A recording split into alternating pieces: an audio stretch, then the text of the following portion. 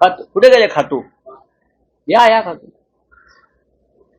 आज खातूंचा वाढदिवस आहे आमच्या कुर्ल्याचे आमचे एकदम आशीर्वाद. बोला बोला बोला. जनसुरक्षा विधेयक विधानसभेत मंजूर झाल्यानंतर काल विधान परिषदेतही मंजूर करण्यात आलेले आहे. महाविकास आघाडीनं या विधेयकाला विरोध दर्शवला असून राज्यपालांना या विधेयकावर सही करू नका मंजुरीची अशी विनंती केली जाणार असल्याची माहिती मिळते. हे जे महाराष्ट्रामध्ये जनसुरक्षा विधेयक नावाचा जो काय राक्षस उभा केलेला आहे, क्रूर आणि निर्घृण, हा फक्त ज्या आदिवासी क्षेत्रात काम करणाऱ्या संघटना आहेत, जंगलात काम करणाऱ्या संघटना आहेत,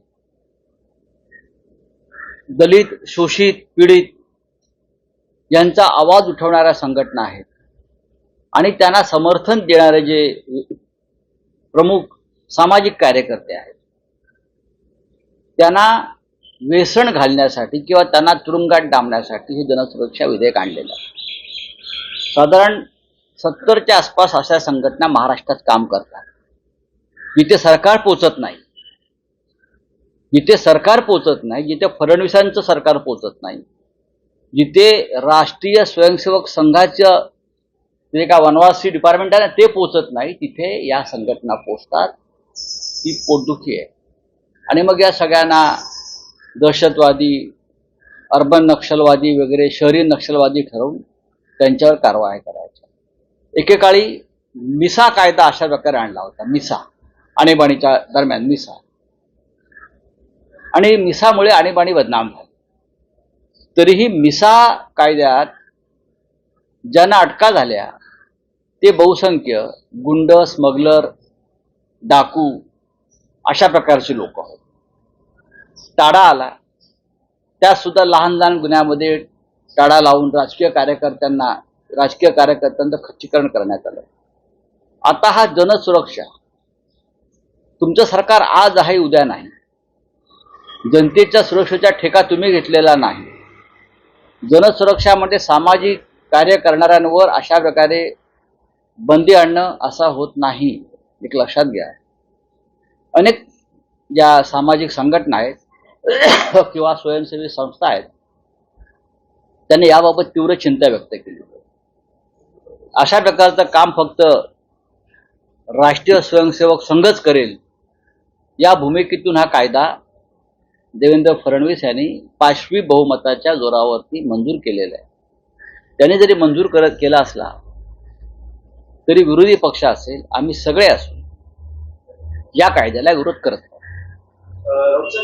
आणि काल माननीय उद्धव ठाकरे यांनी स्पष्ट केलं की हा जनसुरक्षा कायदा नसून हा भाजपा सुरक्षा कायदा आहे. हा भाजपा सुरक्षा कायदा आहे. आजही आदिवासी पाड्यांवर इस्पितळ नाहीये बरं का. गरोदर महिलांना झोळीतून न्यावं लागतं आणि रस्त्यात त्या प्रसूत होतात. अनेकदा बाळ आणि बाळंतणीला धोका निर्माण होतो, त्यांचे मृत्यू झालेले आहेत. खांद्यावर टाकून मुलांची प्रेतं आईबाप वाहताना आम्ही बघितलं आदिवासी पाड्यांवर. विशेषतः ज्या विदर्भातून देवेंद्र फडणवीस येतात तिथे, ज्या ठाणे जिल्ह्यातून एकनाथ शिंदे येतात त्या वाडा, तलासरी, डहाणू, पालघर भागात हे चित्र आम्ही पाहतो. तेव्हा हा जनसुरक्षा कायदा जो आहे हा कोणासाठी आहे हे स्पष्ट दिसत आहे. काल तुम्ही महाराष्ट्राच्या राजकारणात 2 मोठे गौप्यस्फोट केल्यानंतर एक होता उपमुख्यमंत्री एकनाथ शिंदे यांनी केलेला दिल्ली दौरा, त्यामागचे कारण तुम्ही सांगितलं, आणि दुसरं मंत्री संजय शिरसाट यांचा एक व्हिडिओ तुम्ही ट्विट केला, त्यावरूनही मोठी खळबळ मागतो. संजय शिरसाटांनी तुमच्यावर कायदेशीर कारवाई करण्याची प्रक्रिया सुरू केल्याचं कळतं. कायदेशीर कारवाई या राज्याचे मंत्री माझ्यावरती का करतील? त्यांनी मला जर प्रबोधन केलं तर बौद्धिक घेतलं तरी मी आनंदाने ते बौद्धिक घ्यायला तयार आहे. एक आक्षेपार्ह व्हिडिओ प्रसिद्ध झाला, समोर आला. मी तो प्रसिद्ध करण्याआधी आपल्या माध्यमातून तो इलेक्ट्रॉनिक मीडियावरती आला. त्याच्यामध्ये या राज्याचे मंत्री आक्षेपार्ह स्थितीत बाजूला पैशाच्या बॅगा आहेत उघड्या, काही बॅगा उघड्या आहेत, काही बॅगा बंद आहेत, काही बॅगा कपाटात आहे, असा तो व्हिडिओ आहे. हा in the interest of public. तुम्ही जनसुरक्षा कायदा आणलेला आहे ना, मग मी जनहितासाठी जर हा व्हिडिओ प्रसिद्ध झाला असेल तर त्याच्यामध्ये कोणाची बेअब्रू होण्याचं कारण नाही. त्यांनी त्याच्यावर खुलासा दिलेला आहे आणि तो खुलासा तुम्ही प्रसिद्ध केलाय. व्हिडिओ मी काढलाय का? चोरून नाही. मंत्र्यांनी स्पष्ट केलंय की हा व्हिडिओ त्यांच्या घरातलाच आहे. मग घरामध्ये मी तर ते कुठे राहतात मला माहित नाही. बघा, हे संजय शिरसाट जे आहेत हे एक अतिविशिष्ट व्यक्ती आहे. ते महात्मा आहेत, ते संत आहेत आणि त्यांच्या संतगिरीचे हे पुरावे जर कोणी समोर आणले असतील त्यांच्यापैकी तर देवेंद्र फडणवीस यांनी आमच्यावर कारवाई करण्याला उत्तेजन देण्यापेक्षा या संपूर्ण प्रकाराची सखोल चौकशी केली पाहिजे, डीपली. ते करणार आहेत का? एक मंत्री आक्षेपार्ह अवस्थेत पैशाच्या बॅगांसह बसलेला आहे, सिगरेटचे झुरके मारत. हे का चित्र आमचं नाही आहे, चित्र या महाराष्ट्राची प्रतिमा आहे. या सरकारची प्रतिमा काय आहे हे त्या व्हिडिओतून दिसत आहे. भारतीय जनता पक्षाच्या नेतृत्वाखाली म्हणजे फडणवीसांच्या नेतृत्वाखाली किती घटिया दर्जाचं सरकार चालवलं जात आहे हे गेल्या 2 दिवसात शिंदे गटाच्या 2 आमदारांनी दाखवून दिलं आणि एक मंत्र्यांनी दाखवून दिलं. त्याच्यावर देवेंद्र फडणवीस अजून बोलत का नाही? नैतिकता हा त्यांच्या राजकारणाचा पाया आहे.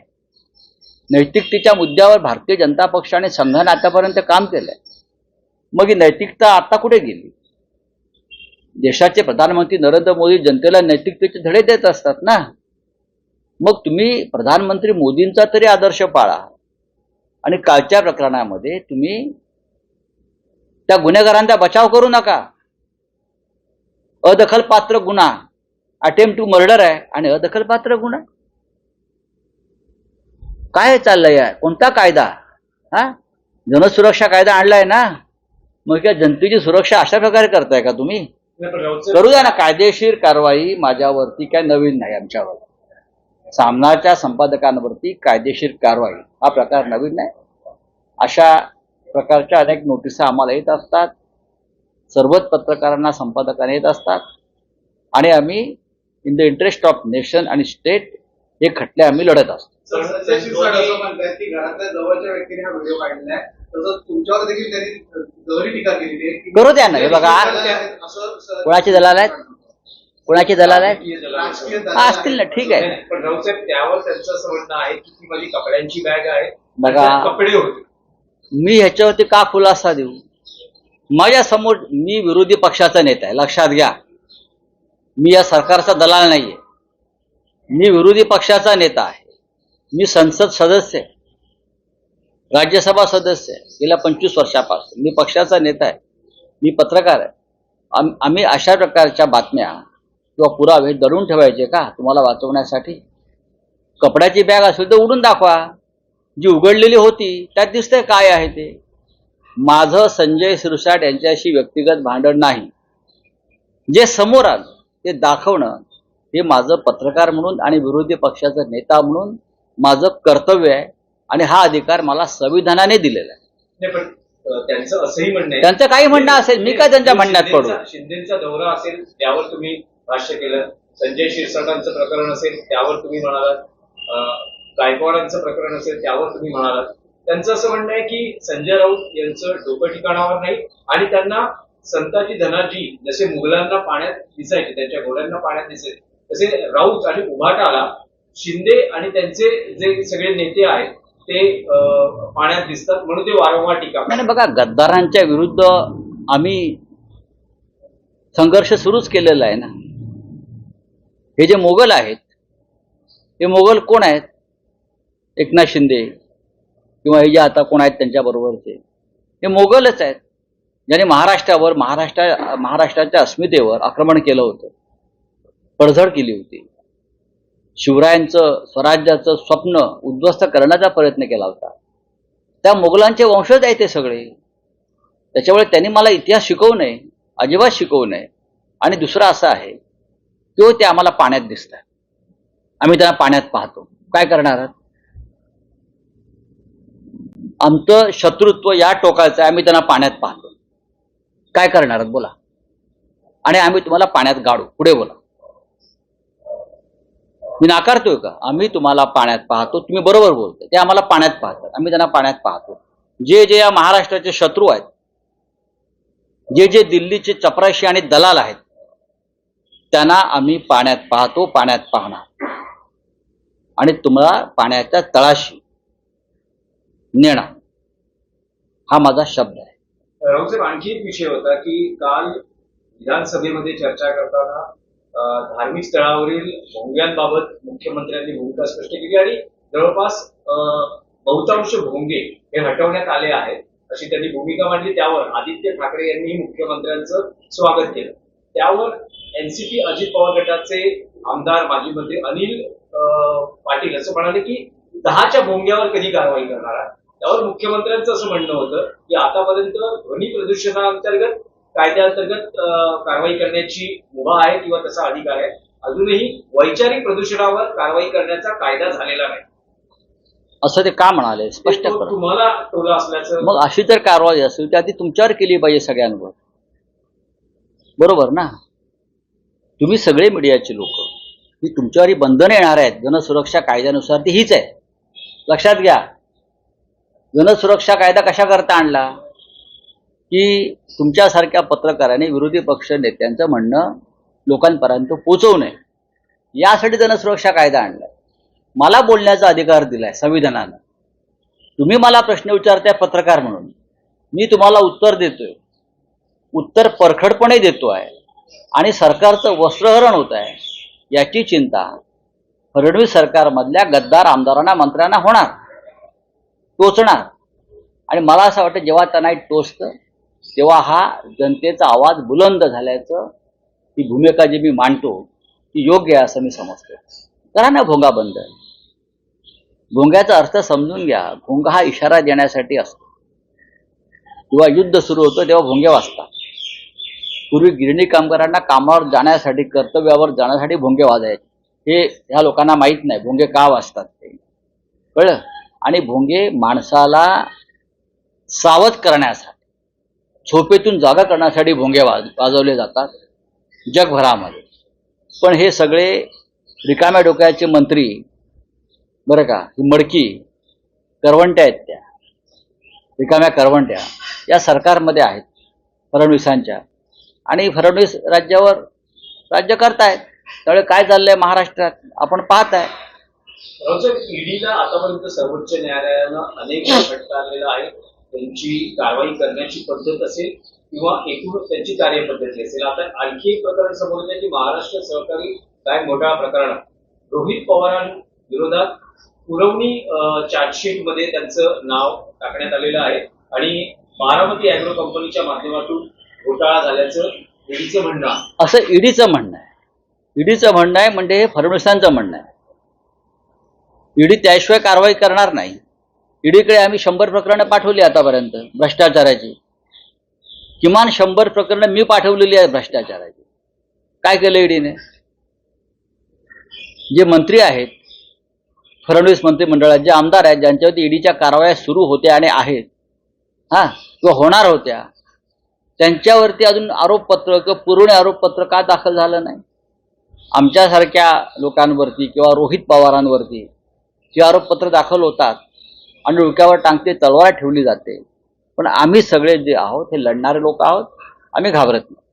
नरकातला स्वर्ग वाचा, मग कळेल ईडी काय आहे ते. आणखी एक प्रश्न की महाराष्ट्रासाठी अभिमानास्पद बाब आहे की छत्रपती शिवरायांचे 12 गडकिल्ले हे आता युनेस्कोच्या यादीमध्ये, वारसा यादीमध्ये आलेले आहेत.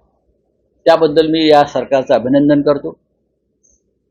राज्याचे मुख्यमंत्री देवेंद्र फडणवीस, या राज्याचे सांस्कृतिक मंत्री आमचे मित्र आशिष शेलार, या दोन्ही नेत्यांचं मी यासाठी स्वागत करतो की यांच्या प्रयत्नामुळं, पाठपुराव्यामुळं आपल्या ऐतिहासिक छत्रपती शिवाजी महाराजांचे गडकिल्ले हे युनेस्कोच्या यादीमध्ये आले. आता उत्तम प्रकारे पर्यटकांना तिथे आकर्षित केलं पाहिजे. आणि ज्याला तुम्ही त्या किल्ल्या परदेशात जाऊन पहा, ऐतिहासिक किल्ल्यांची कशी निगा राखली जाते. त्या पद्धतीनं या सर्व किल्ल्यांसंदर्भात सांस्कृतिक मंत्रालयानं किंवा पुरातत्व विभागानं काम करणं गरजेचं आहे. नुसतं कमिट्या नेमून चालत नाही. राजकारण न करता ज्यांना गडकिल्ल्यातलं कळतं आणि ज्यांना गडकिल्ल्यांविषयी आस्था आहे अशा सर्व पक्षातल्या समाजातल्या लोकांना त्या संदर्भात काम करण्याची संधी दिली पाहिजे. तर हा विषय जगात अधिक लोकांपर्यंत पोहोचेल. साहेब, 2 वर्षांच्या कालावधीनंतर तुम्ही शिवसेना उद्धव बाळासाहेब ठाकरे पक्षाचे प्रमुख उद्धव ठाकरे यांची मुलाखत घेत आहात. आज सामनामध्ये जाहिरात आहे. काय मुलाखतीचा रोख किंवा काय प्रश्न तयार आहेत उद्धव ठाकरेंसाठी? तुमच्या मनात जर काही प्रश्न असतील तर मी नक्की विचारेन. उद्धव ठाकरे हे दिलखुलासपणे बोलणारे नेते आहेत.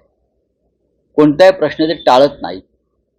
बऱ्याच काळानंतर मला असं वाटलं की ज्या आता घडामोडी घडतायत महाराष्ट्रात, शिवसेनेत, शिवसेनेच्या बाहेर, मराठी भाषेसंदर्भात जे संघर्ष आंदोलनं सुरू आहेत त्यावर मी उद्धव ठाकरेंशी बोलावं असं मला वाटलं. आणि आज आम्ही एक प्रदीर्घ मुलाखत घेऊन ती प्रसिद्ध करणार आहोत. जाहिरातीत तुम्ही म्हटले ऑपरेशन सिंधूर ते हिंदी सक्ती विरोधातील भूमिका, म्हणजे हा सगळा एकूण राज ठाकरे उद्धव ठाकरे युती संदर्भातही यावर उद्धव ठाकरे त्यांची स्पष्ट आणि राजकीय भूमिका मांडतील. बघा, सन्माननीय राज ठाकरे किंवा सन्माननीय उद्धव ठाकरे यांनी ह्या दोन्ही विषयावरती आपलं मत अनेकदा व्यक्त केलं. वारंवार त्याच्यावर बोलून भूमिका बदलणार नाहीत आणि दिशाही बदलणार नाही. योग्य वेळी योग्य निर्णय होतील आणि ते आपल्या सगळ्यांसमोर येतील. थँक्यू. कायदा आ रहा है, इसमें महाराष्ट्र का हित है या पॉलिटिकल पार्टी का हित है? देखिए, जन सुरक्षा जो कानून बन रहा है उसको हम कहते हैं भाजपा सुरक्षा कायदा. भारतीय जनता पार्टी को जिनसे डर लगता है, कोई एनजीओ है, कोई सामाजिक संस्था है, कोई पॉलिटिकल संस्था है, या जंगल में काम करने वाले लोग हैं, हाँ, आदिवासी क्षेत्र में काम करने वाले जो संस्थाएं हैं, उनसे बीजेपी को हमेशा डर लगता है. आदिवासी हो या जंगल में रहने वाले जो लोग हैं वो हमेशा अपने अधिकार के लिए लड़ते हैं. अब झारखंड में, छत्तीसगढ़ में क्या हो गया आपको पता है. अडानी को जंगल ही भेज दिया और वहां के लोग संघर्ष कर रहे हैं. आरे में क्या हो रहा है? हजारों झाड़ को तोड़ दिया, वहां के लोग विरोध कर रहे हैं. ऐसे लोगों को दबाने के लिए, कुचलने के लिए कानून बनाया है. ये कोई अच्छे मकसद से कानून नहीं बना है. एक जमाने में यहां मिसा कानून होता था, मिसा, टाड़ा, बस नाम बदलकर ये कानून लाया है. सरकार को लगता है कि ये हमारे खिलाफ है, हम उसको अंदर कर देंगे. ये उनकी राय है. हमारे खिलाफ मत बोलो, हमारे खिलाफ मत लिखो, सरकार के खिलाफ सड़क पर मत आइए. अगर आएंगे तो आपको बिना चौकसी आपको जेल में डाल दिया जाएगा, आपको बेल भी नहीं मिलेगा. एक बहुत ही निर्घृण अमानुष कानून महाराष्ट्र में लाया है, जहां से डॉक्टर बाबा साहेब आंबेडकर संविधान निर्माता महाराष्ट्र से आते हैं. फुले आंबेडकर का नाम हम लेते हैं, छत्रपति शिवाजी महाराज का नाम लेते हैं. उसी महाराष्ट्र में एक इस प्रकार का घटिया कानून फडणवीस सरकार बनाकर हमारे ऊपर थोप रही है. तो आपने कल एक सवाल पूछा, जो वीडियो देखा, तो आपको ही कार्रवाई करने की मांग हो रही है, आप किस तरीके से देखते हो? देखिए, मैंने एक वीडियो जरूर रिलीज किया है जिसमें एक मंत्री पैसों की जो गड्डियां है उसके बैग में आसपास वो दिख रहा है. मेरे सामने एक एविडेंस आया है और मैंने उसको आपके माध्यम से रिलीज कर दिया. अब कोई उसके लिए मेरे ऊपर कानूनी कार्रवाई करता है तो करने दीजिए ना.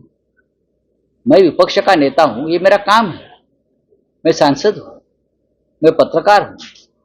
तो इस प्रकार की चीजें अगर मेरे सामने आती है तो मैं टेबल में या ड्रॉवर में या पॉकेट में रख कर नहीं घूमूंगा. जो करना है कर लीजिए. ऐसे बहुत से एक्शन हमारे खिलाफ हो गए हैं, लेकिन जनता के साथ हूं मैं, महाराष्ट्र के साथ हूं मैं, हम लड़ते रहेंगे। सर, चलिए, वन नेशन वन इलेक्शन की बात हो रही है, चंद्रशेखर इसका विरोध किया, कहा है कि इलेक्शन कमीशन से काफी मजबूत हो जाएगा, जो गलत बात है, उसको भी संशोधन करना चाहिए। इस तरीके से देखते हो? नहीं, इलेक्शन कमीशन को इतना भी मजबूत करने की जरूरत नहीं।